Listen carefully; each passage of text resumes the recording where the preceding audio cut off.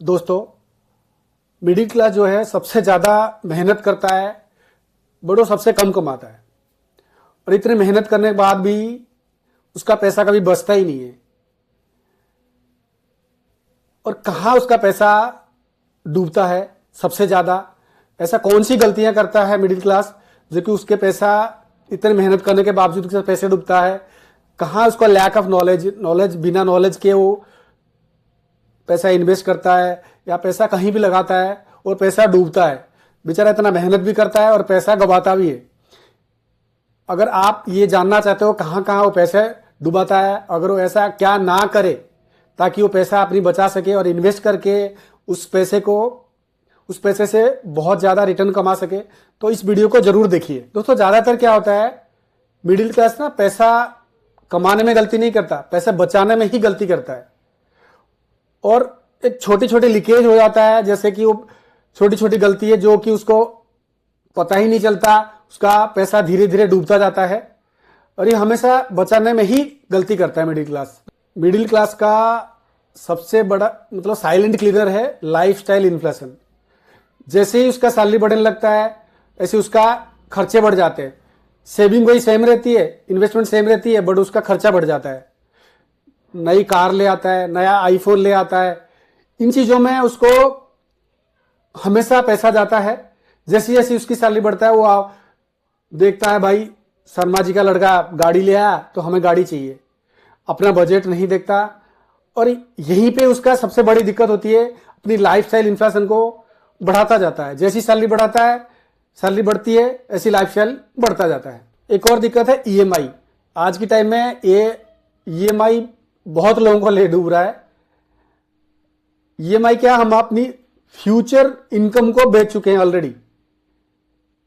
अगले 5 साल के लिए हम लोन लेते थे बैंक से। मान लो 5 साल में जो हम कमाएंगे, जो अर्न करेंगे वो बैंक को देना है।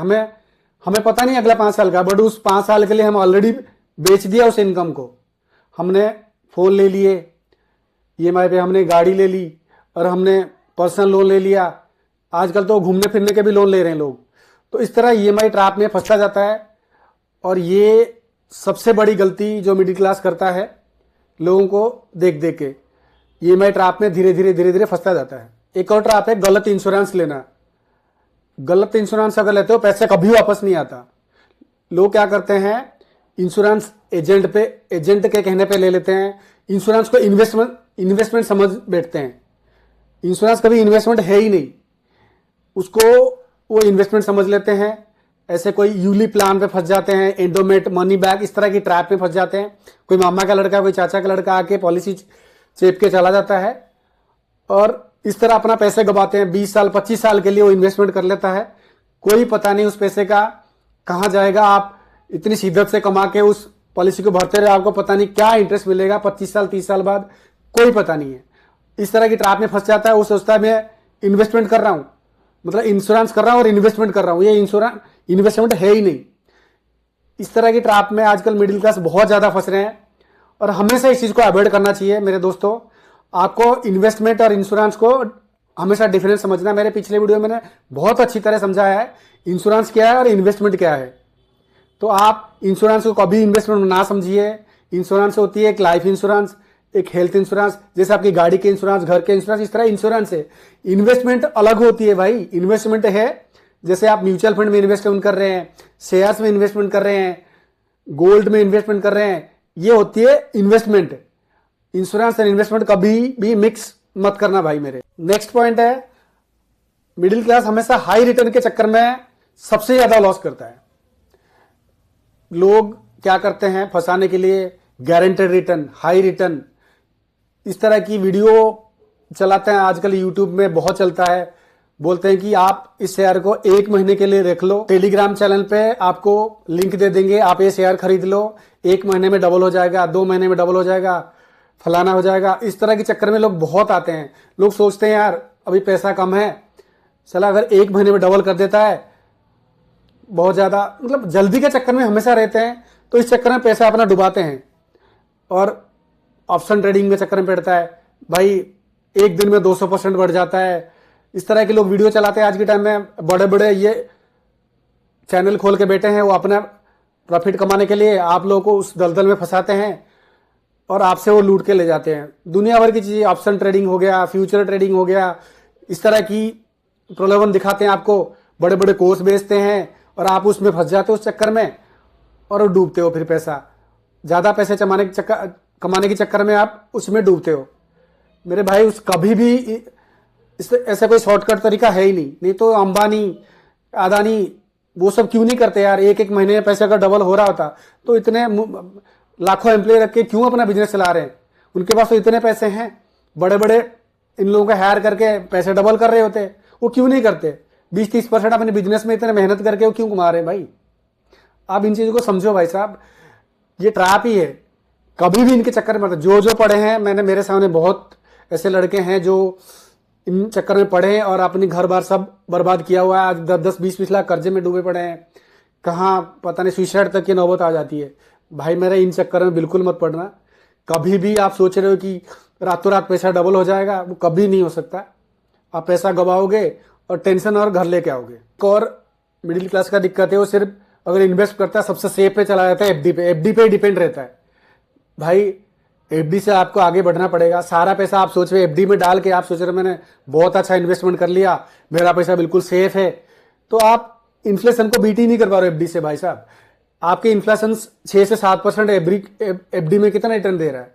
5 से 6%। आपका पैसा घटता ही जा रहा है भाई। तो इसलिए आप एफडी से आगे बढ़ो। कुछ परसेंट 10 से 15% आप एफडी पे रखो, बाकी पैसे आप ऐसे असेट में इन्वेस्ट करो, आपका पैसा ग्रो हो। 12 से 15% जब तक आप ग्रो नहीं करोगे अपना पैसा, तो आप पीछे ही रह जाओगे भाई। इसलिए मैं कहता हूं आप एफडी से आगे बढ़ो। एफडी से जब तक आगे नहीं बढ़ोगे तो आप ग्रो नहीं कर पाओगे। आपका पैसा तो आपने सेव कर लिया, और सेव करके क्या फायदा यार? 100 का 95 रुपये अगले साल हो रहा है, कोई फायदा नहीं है। आपको पैसे का ग्रो करना पड़ेगा। एक और इशू है, रिटायरमेंट जो प्लान है उसको इग्नोर करना।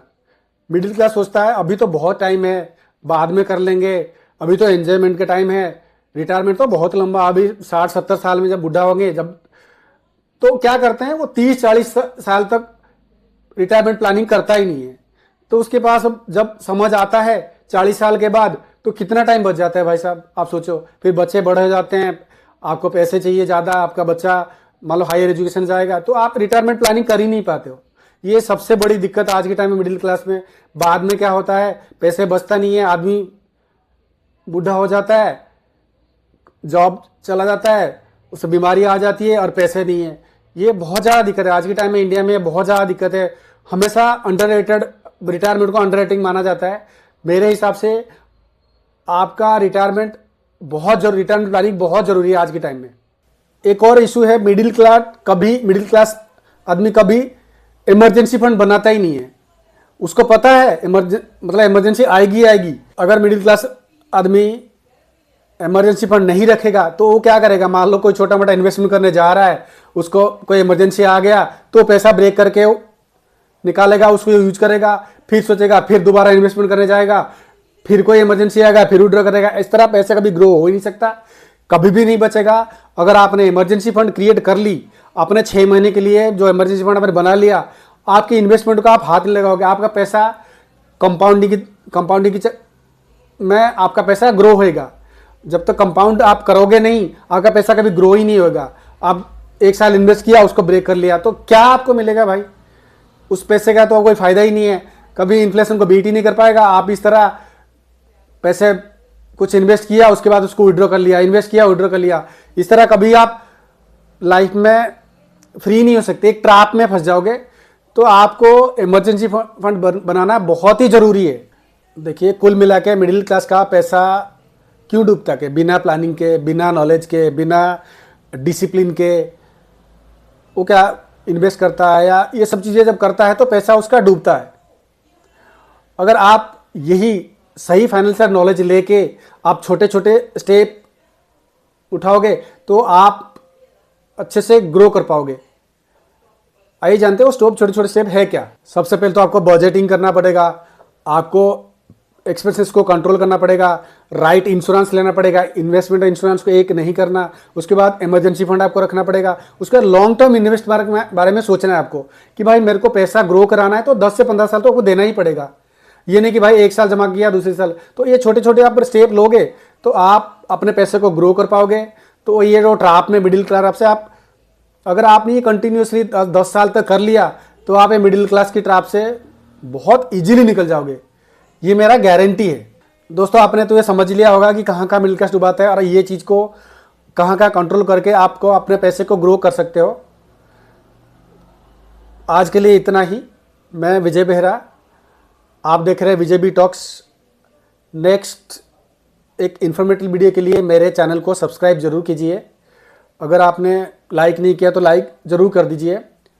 आगे हम और अच्छा इन्फॉर्मेटिव वीडियो लेके आएंगे आपके लिए। जय हिंद, जय भारत।